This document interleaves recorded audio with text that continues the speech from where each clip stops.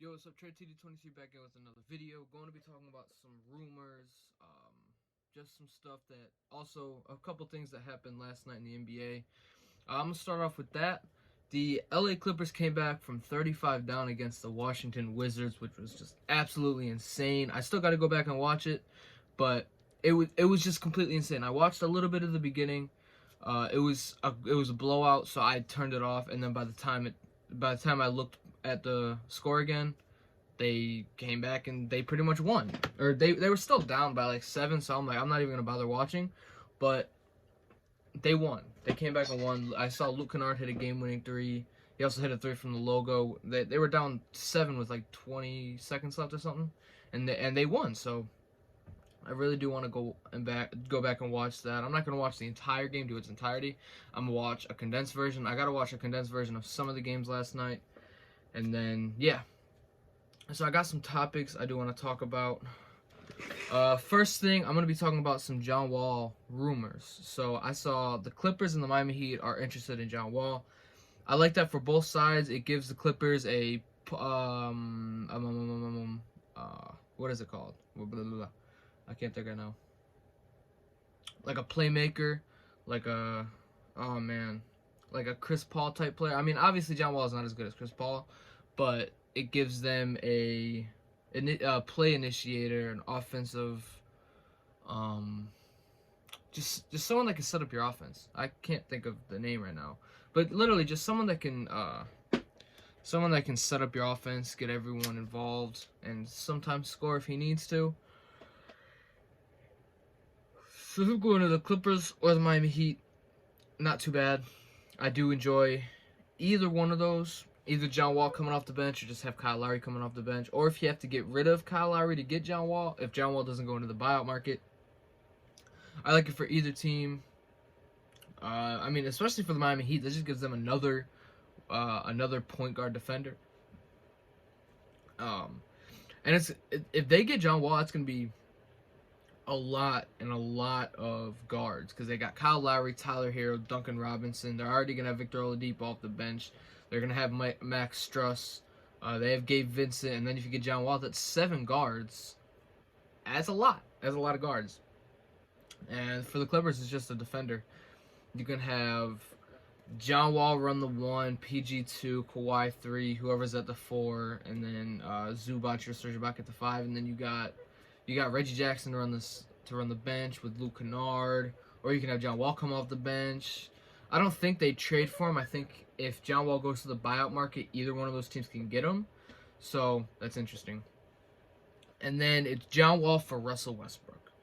Now, I like that trade for the Lakers. I really like that trade for the Lakers.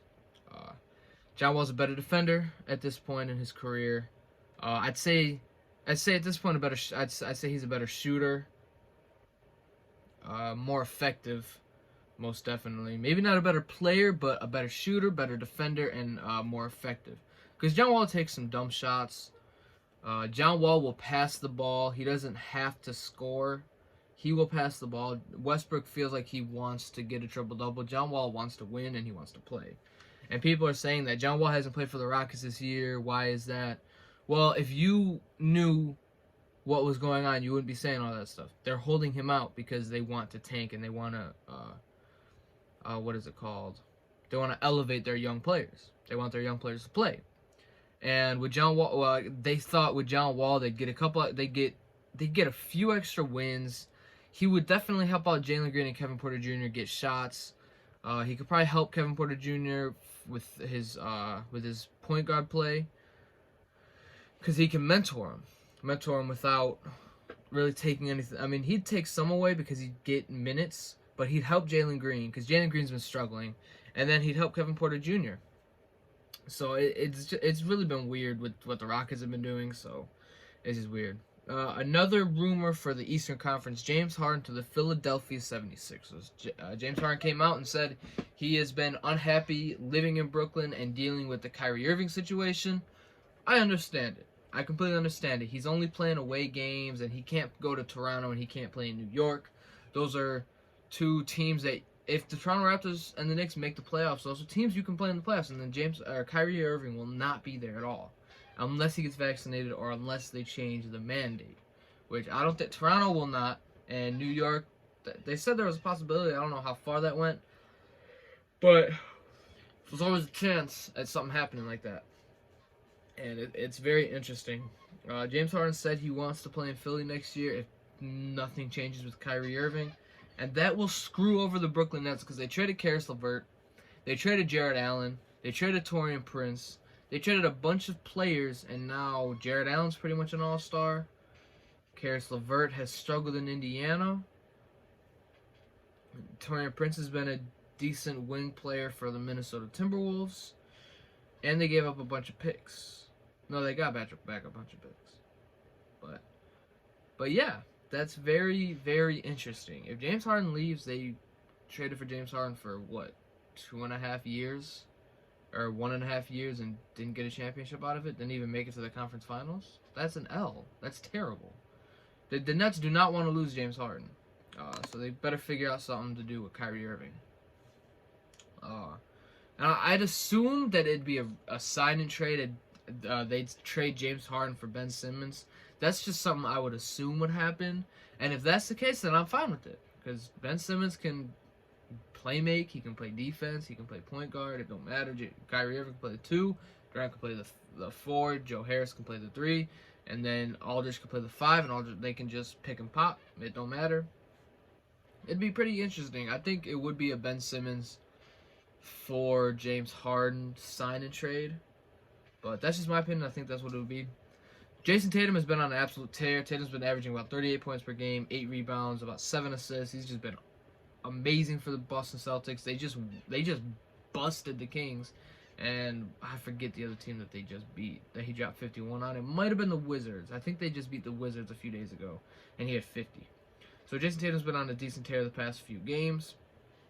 LeBron has also been on a tear. LeBron has been an MVP candidate at age 37. It's very, very shocking. It hasn't shown it. He hasn't shown it in wins, like they haven't been winning. But LeBron has been amazing. And now that Anthony Davis is back, maybe they can start getting going because they're starting to get a little bit healthy. They still don't have Kendrick Nunn. I don't know what's going on with. I don't think DeAndre Jordan's going to be playing, and I hope he doesn't play. They just signed Stanley Johnson to a 2-year team option deal. So they're getting healthy. They're getting healthy. And then another thing with the Lakers, they were tied up with Jeremy Grant, but Jeremy Grant has announced that he does not want to be a third option to LeBron and Anthony Davis.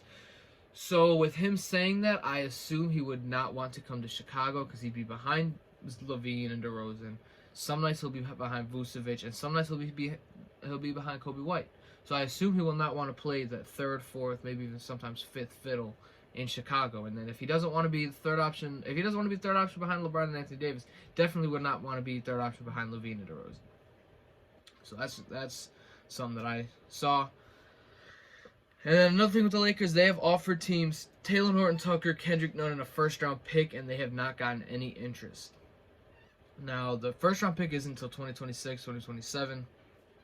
Kendrick Nunn has not played, and Taylor Horton-Tucker has been very disappointing this season. So I can see why they got no interest. Obviously, it's 2 young players and then a pick. The pick isn't for 5-6 years. And the 2 young players have not been on anything. Kendrick Nunn hasn't even touched the court. And then Taylor Horton-Tucker has been very underwhelming. He's had a few good games, but been very underwhelming. The Celtics and the Bucks are also interested in Justin Holiday. Now, I like that for the Milwaukee Bucks. It gives Drew Holiday one of his brothers. It gives him a 3-and-D player and someone that can hit big shots when he needs to. So you could run a lineup of Drew Holiday. Justin Holiday, Chris Middleton, Giannis, and then whoever their center is going to be. Or you can have Giannis at center, and then you can run Bobby Portis. Or Bobby Portis at center and Giannis at the 4. That everyone except Giannis can shoot. And then if everyone except Giannis can shoot and all of them are good shooters, it's going to be very hard for them to help out, because if they help off of Justin Holiday, that's one of the best three-point shooters in the league. They help off of Drew Holiday, he's a good shooter. They help off of Chris Middleton, he's a good shooter. They help off of Bobby Portis, he's a good shooter. So it's going to be very hard to do stuff like that. It's going to be very hard. So if Justin Holiday can go to the Bucks, it'll be another great shooter for them.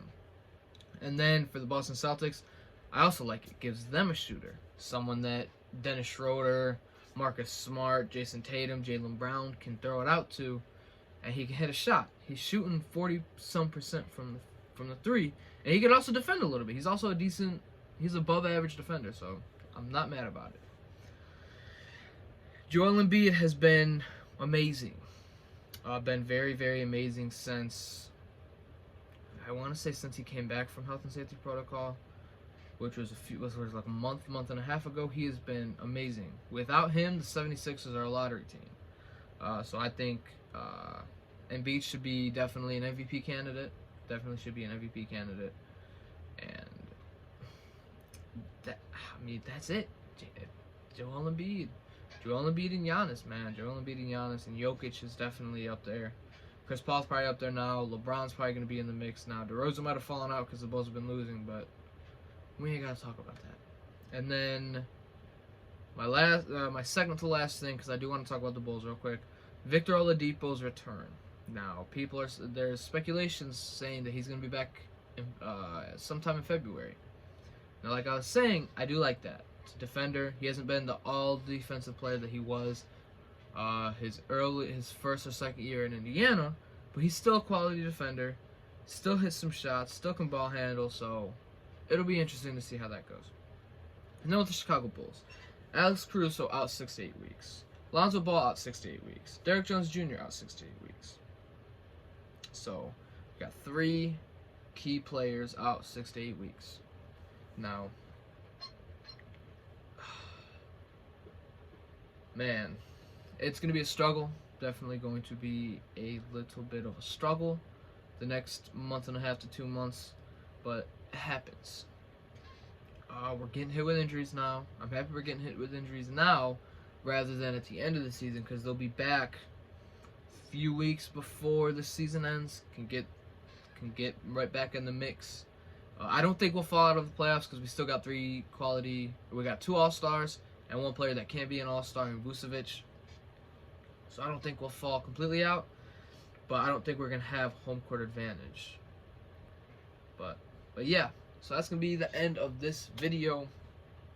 I'm gonna be every day, every other day, making a video on rumors. I be active on Twitter. I try being active as much as I can. I'm always paying attention to some of the stuff going on NBA Twitter. Some rumors, even if it's not even real, just rumors I just like to talk about. Even if some of this stuff isn't real, like I forgot to talk about Mavericks interested in John Collins and Marcus Smart. I forgot to talk about that. But again, I wouldn't be mad at them because that's, for Marcus Smart, it's another ball handler, another defender. John Collins is someone that can pick and pop, someone that can pick and roll, and then if he's the roll man, you have Porzingis to shoot the threes. So I wouldn't be mad at that. But yeah, that's going to be the end of this video right here. If you guys like the video, please like, please comment, please subscribe, and peace.